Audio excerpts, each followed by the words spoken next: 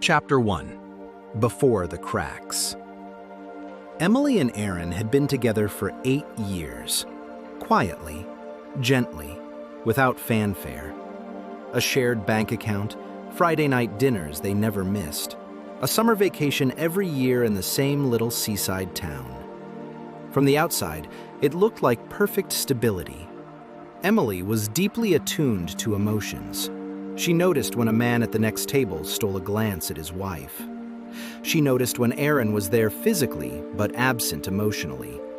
She watched him at dinner, scrolling his phone, not speaking a word. She longed for closeness, warm, alive, conversational. Sometimes she needed to say, "I'm scared, I'm lonely, hold me." Aaron was different, closed off, rational. He loved in his own way, fixing the shelf, solving a problem, earning more money. To him, love meant stability, not feeling. Once, their differences felt harmonious. She, the soul, he, the support.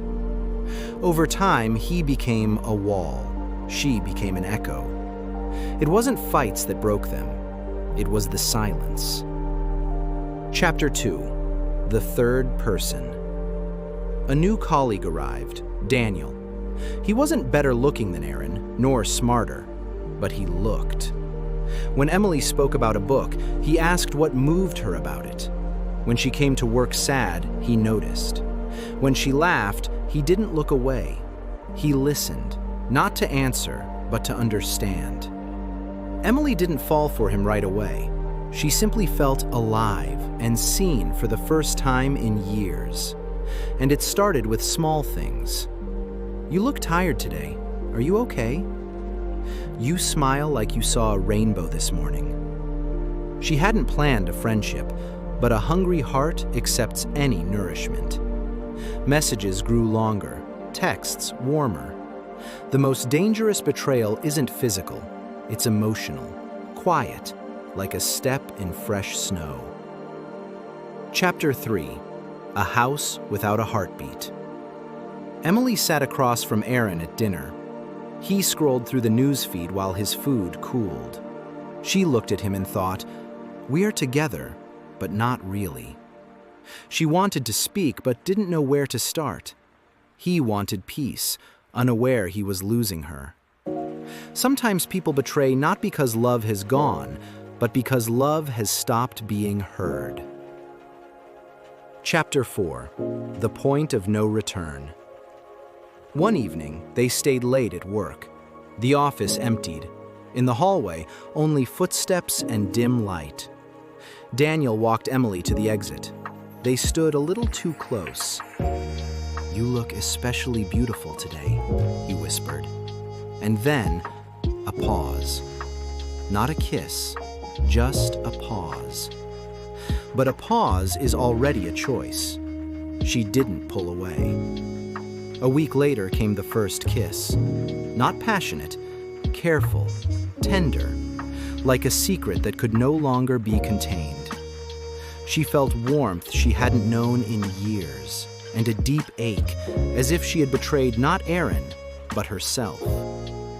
That night, lying next to Aaron, she thought, if only he had asked, "How do you feel?" If only he had just looked at me. But he slept peacefully. He didn't know what he had lost. Chapter 5. The Husband Who Knew Without Evidence.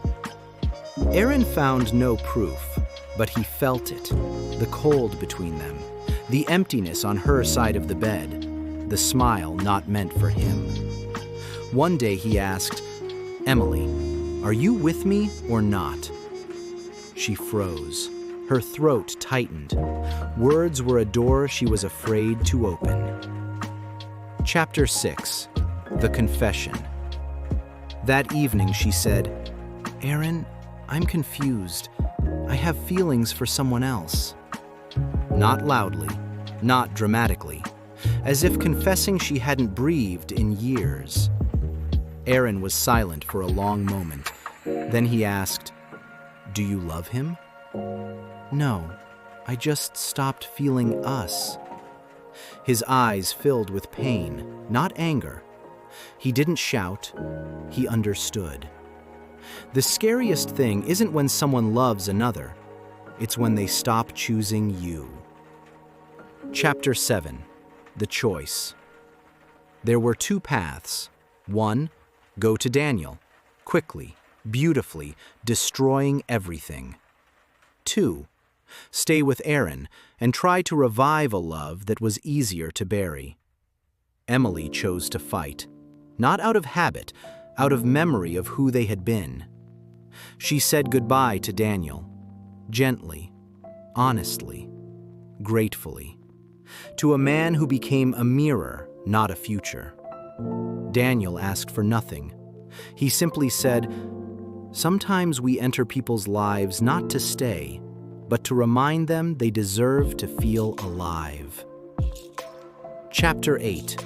Renewal or Repetition. With Aaron began long, hard conversations. He learned to speak about his feelings, awkwardly, clumsily, but sincerely.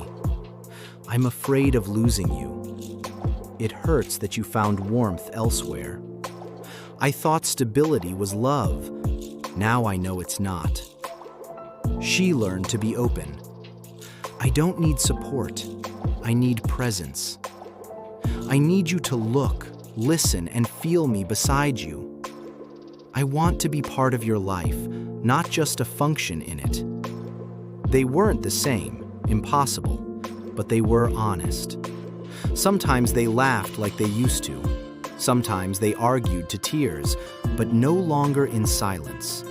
Silence was no longer a weapon. Chapter 9. The Rare Ending. 2 years passed. Emily and Aaron are still together. But now they remember the most important thing. Love doesn't disappear suddenly. It dies from silence. Betrayal isn't the call.